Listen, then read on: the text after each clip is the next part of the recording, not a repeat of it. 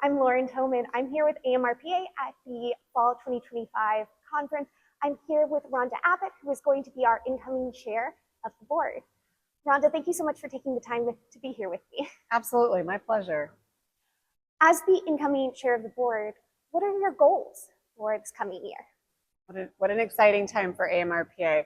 I think some of the essential goals for anyone serving in the chair role are including being the voice of our membership, so really listening to the rehab field and being able to represent the rehab field effectively. So sort of start with that as the baseline. We are a newly independent organization, association, so really excited about that. We want to see that come to fruition and just close out that journey. And then I think support some of our really important advocacy goals.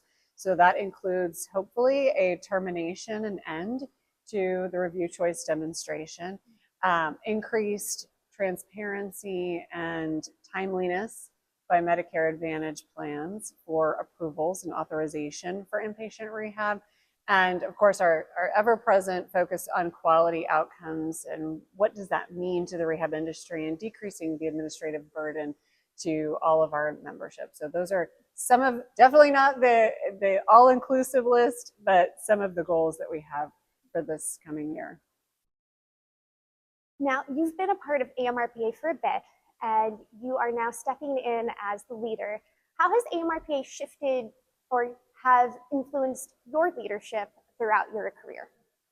It's such an amazing place to gather for the rehab industry, and it creates this intimate sharing of expertise, best practices, what things are challenges for us, how do we overcome those together, and ideally align as one voice for the industry to move things forward for rehabilitation. So it's definitely a space where I've learned that it's not just about what's happening in the four walls of our healthcare entity, but how do we define the advocacy needs across the rehab industry and come together with all of these amazing colleagues.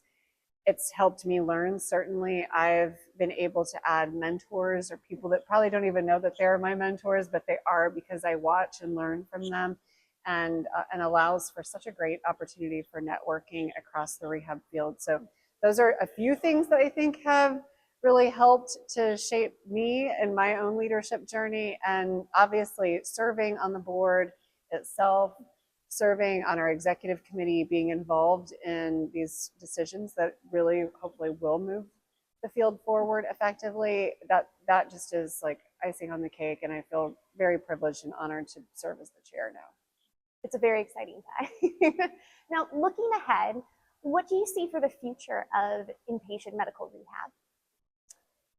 I think some of the things will stay the same. Our focus on who we're serving, people with disabilities, people in the community who need us, and our teams that really need that support for us as rehab entities.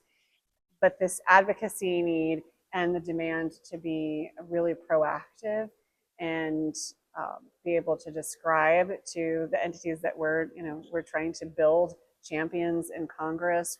With some of the transitions that have happened there, we're trying to reforge relationships with CMS, with turnover that's occurred there as well, and see the impacts of the government shutdown.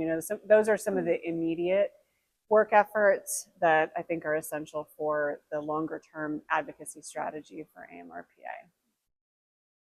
And in your words, why do you think people should come together under AMRPA?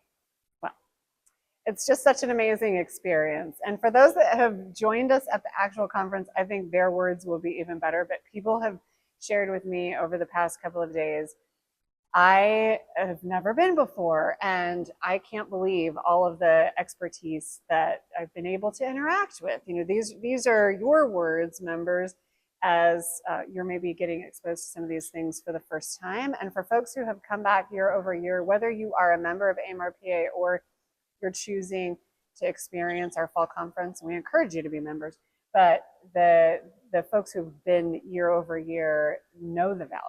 And I've hugged multiple people across these past couple of days because they see that shared voice, that common work forward is really making a difference. It has accomplished so much over this past year that we shared in sessions today, and then we know we need to unite as that single voice moving forward too. So there's so many valuable things, from networking to education to, so many folks that are sharing their experiences in these breakout sessions. It's just pretty remarkable. So for all those reasons, and there's many more I didn't also include, but I encourage you to definitely attend, participate, come back for more.